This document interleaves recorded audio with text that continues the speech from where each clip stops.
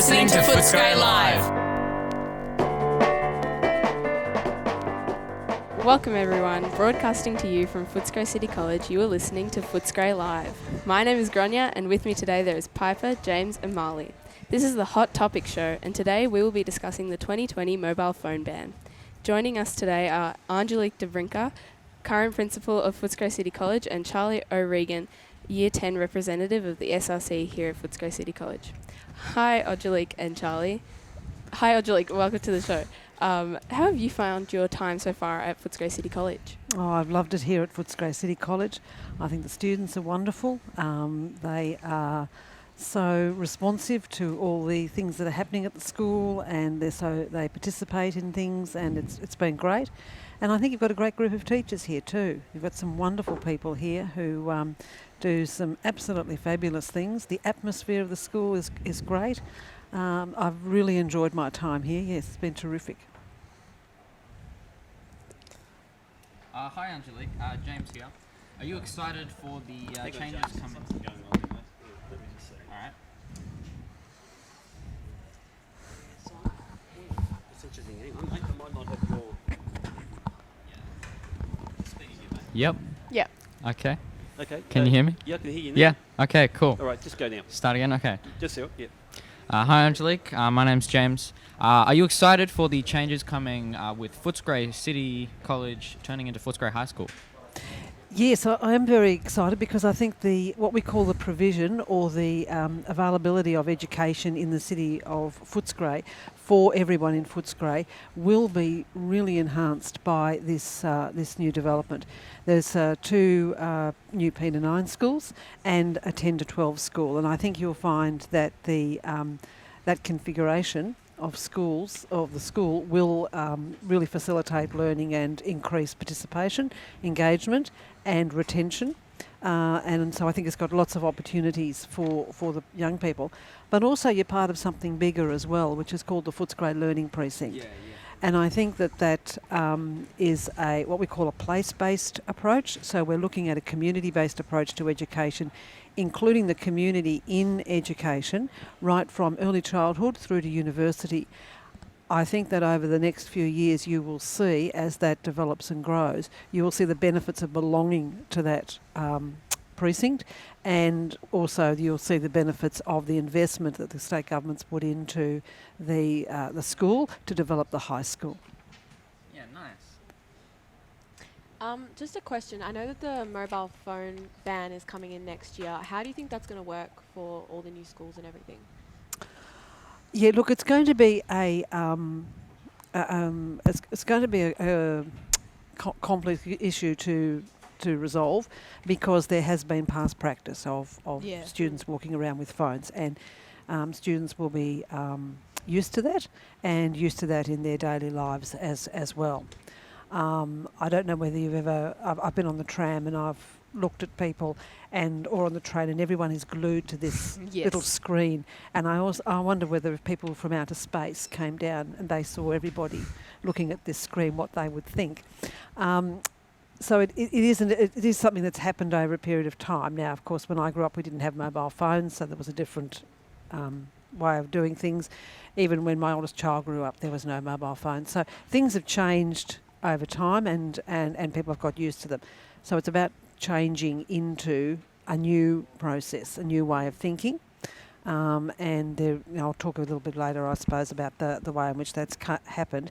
But it is going to be a challenge. But I would like students to come to it with an open mind. I have asked teachers at the end of this year for years 7 to 9 to develop a unit of work in the second last week of term, so that they can understand why the policy has been introduced and how we're going to be able to work together to implement the policy. Just a question about the policy. What sort of rules do you think will be surrounding it? Yes. Well, the policy, I think you have to understand that it's come from the state government. So we are a government school, and we have to abide by the rules from the state government. And this is one of the times when they have said, this is a rule, and you need to follow it, and teachers need to follow it, and principals need to follow it. So we don't really have a choice.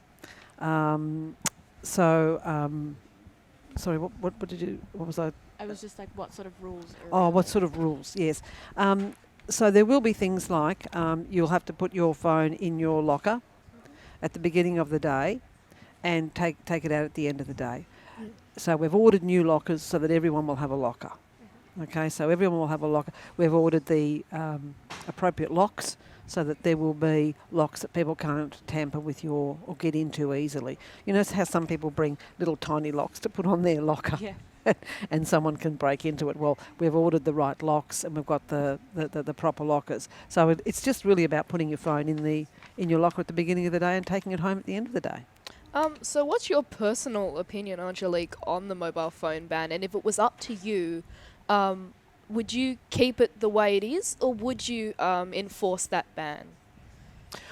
Well, I'm obliged to enforce the ban because I work for the government. However, there is some interesting research on this very topic. They've had it for a year in France, and they've just released a paper that I was reading the other day about some of the effects. They have said that it's had positive effects in terms of interaction amongst students, and developing social competencies amongst students. So people tend to get fairly isolated, or fixed with mobile devices. So there are some positives. However, I also like to, being an educator, I'd rather educate. Yes, yeah. So I'd rather go down the path of education rather than banning, because I think that we've discovered in life that banning is often a difficult thing to do. Yeah, there was a quote by someone who was conducting one of the studies, then they said that the teachers should be inspiring students and not policing them. Would you agree to that statement? Yes, or yes. Yeah, and I think that we've found that every time that we talk to young people about any issues, that if we come down on the side of what's going on and what's a positive approach and a collaborative approach, then we get a lot further than if we come down with a punitive approach. Yeah. I mean, I think history will tell us that in a number of different ways. And if you think about prohibition in the 1920s in America, about stopping people from drinking, no alcohol, but there was plenty of alcohol, and there were plenty of other ways around doing it. So you with things like bans, it can be difficult, and it's putting the policing onto teachers. Yeah, it is, and it's putting an extra responsibility on their shoulders. Yes. Yeah. Just a question for you, Charlie. I know that you're in the SRC. Do you think it's been a high topic of conversation, or has it just kind of been not mentioned? I think amongst students, it's been a hot topic this year. I think that there are many different sides to the issue, many different points that need to be brought up. I think students, for the most part, are against the phone ban, but I think that there is definitely a benefit to having it be implemented that many students are refusing to see. But I also don't entirely agree with a lot of the points brought up. Not Angelique's points in the ban. And I think students tend to have a similar viewpoint. Yeah. All right, so Charlie, how do you think, as an SRC representative, it's going to affect the school? I think that overall there's going to be a lot of anarchy, not total disruption, but a lot of upset towards this rule being implemented. I think that students have come to rely on their phones for a multitude of reasons. Our school doesn't have bells, so there's time management, there's when and where am my next class, Yes. There's what am I going to do after school? Do I have appointments? Do I have extracurricular activities? And I think that removing that entirely is not the best way of going about students using their phones inappropriately. Yeah. Do you think that in the future there'll be room for, say, changing it to using it at snack and lunch and that sort of stuff? Or do you think that it'll always just be you can't use it at school? I think ideally that would be best case scenario. I think it's absolutely fair for teachers to be upset about students abusing their phone freedom during class times and during their learning time. But in general, I think that disrupting their lives by entirely removing that, especially during recess and lunchtime. That's their time to have a break, from class, and using their phones may be your choice of doing that. And it also just helps with your life, like scheduling, like time management, everything. Yeah. This is a question for both of you. So some people have brought up in the arguments against the ban that it shouldn't be a state implemented ban. It should be organised and like incorporated through the school. What are your opinions on that? Well, yeah, yes, most things are done through the school. So if we've got uniform policy or things, but there are a number of things that are legislated. So the amount of time we spend at school each day, the hours, those sorts of things, they're all enshrined in legislation or regulation, such as the mobile phone ban. I sort of would like to draw people's attention that one of the learnings that I hope that we can take out of this for students is that it gives us an opportunity to understand where things come from in our society and how our society is organised. So there are a number of things that happen that we have to do, and I talk to staff about seatbelts. Now, back in the 1970s, you didn't have to wear a seatbelt. But then the legislation came in and everybody had to wear a seatbelt. And now we just get into a car and we just put the seatbelt on. And we don't think about it and we think, oh, well, this is a great thing because it's saving us if we have an accident. So there are things that the government will introduce in the interests, what they think of all. And this is sort of like one of those things that from the evidence that they have, that they think this is something. So, ideally, it would be a good idea if schools could introduce things around school, but sometimes there are things that just have to be imposed, and they've decided to impose these things. So it's a good thing for us to understand where things come from.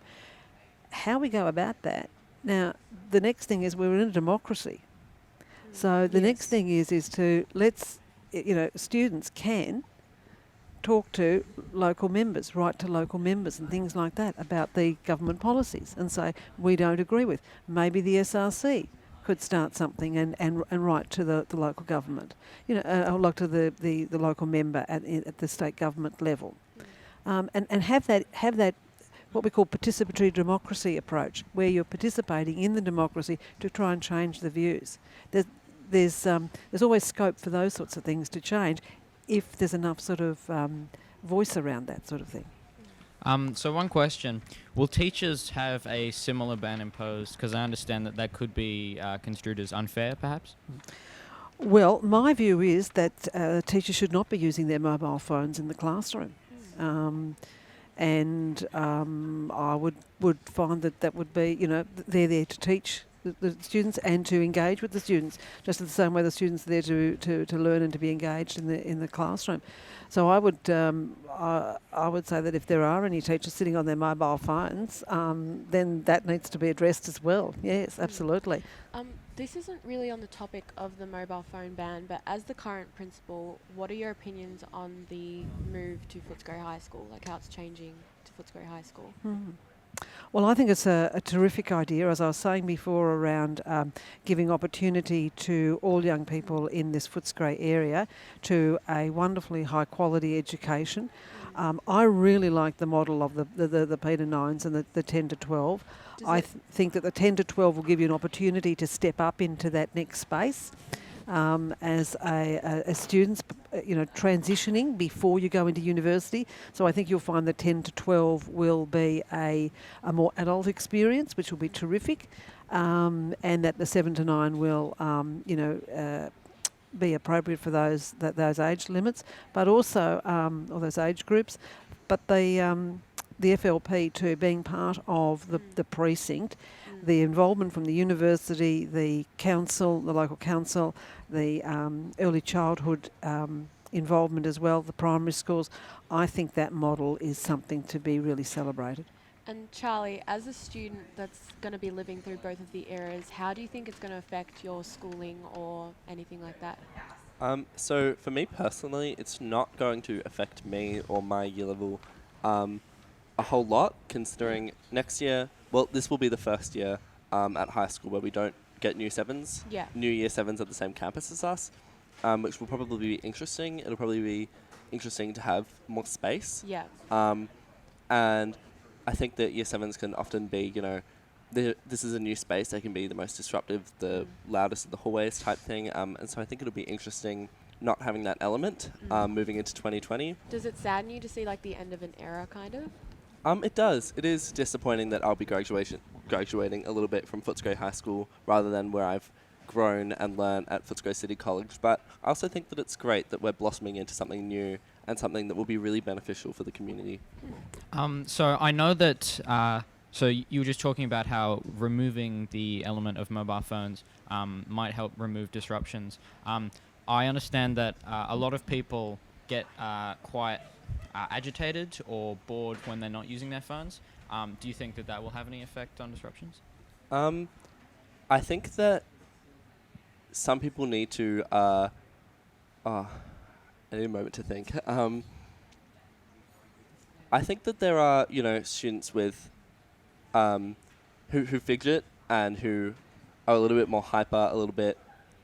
It's a lot more difficult for many to just sit down and learn and be taught and be quiet. And I respect that, but I think that it's for the greater good of everyone that mobile phones are being released. And, you are at school to learn. You are at school to prepare for the future. And an element of that is just learning to listen and learning to pay attention and appreciate. Because, education is a privilege that we get in Australia. And I don't think that many of us appreciate that privilege. McKinnon High School, the principal there, quite a while ago actually, before the news came out that the ban would be enforced, the principal at that high school in the eastern suburbs put a ban in place similar to what the Minister for Education has done for all state schools. And the students said that ban was actually quite beneficial for them, but it took them a while to get used to. Do you agree that the ban will be beneficial to students, or do you disagree with that principle?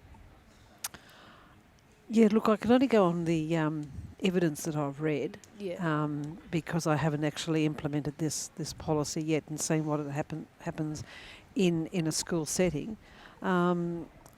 But I do think that we are losing, or we're changing some of our capabilities or some of our skill developments, and we're not reading as much. We're relying more on visual images or very short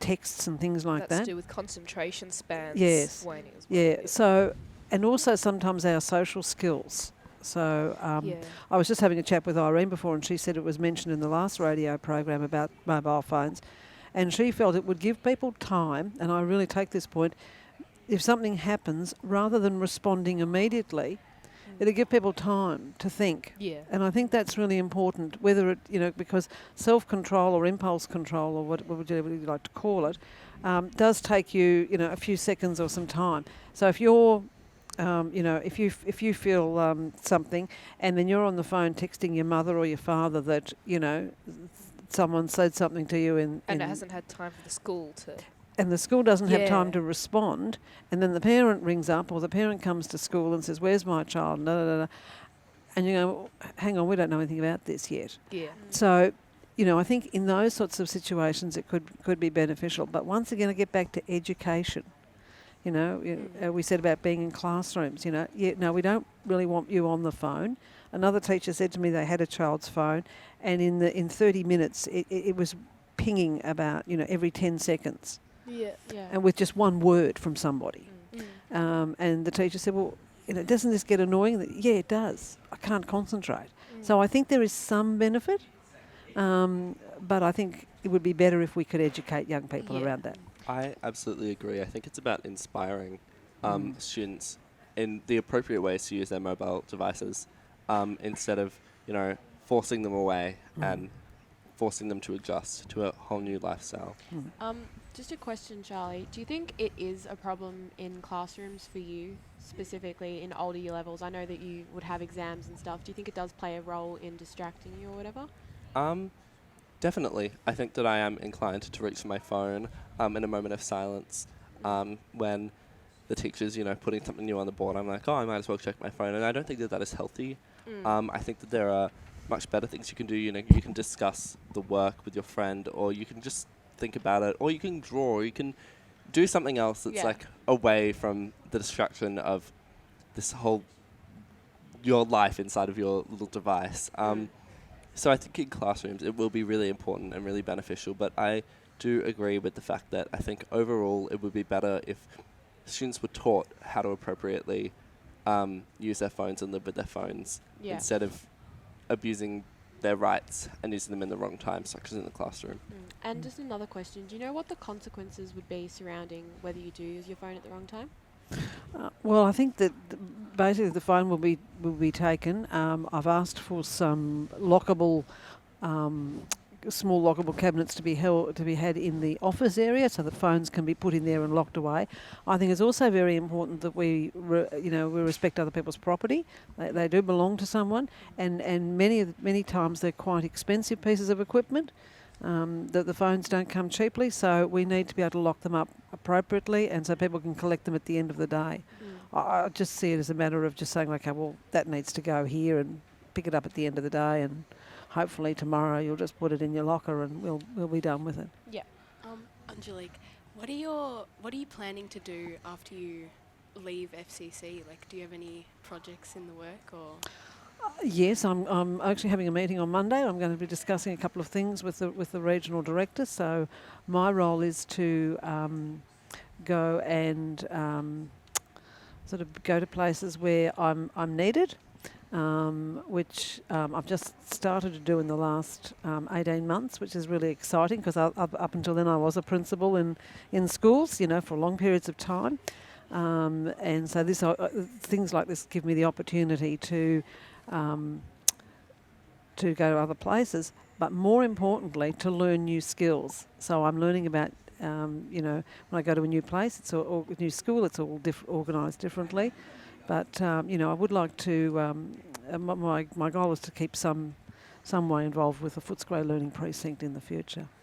And that brings our interview to an end. Thank you to Angelique and Charlie for joining us.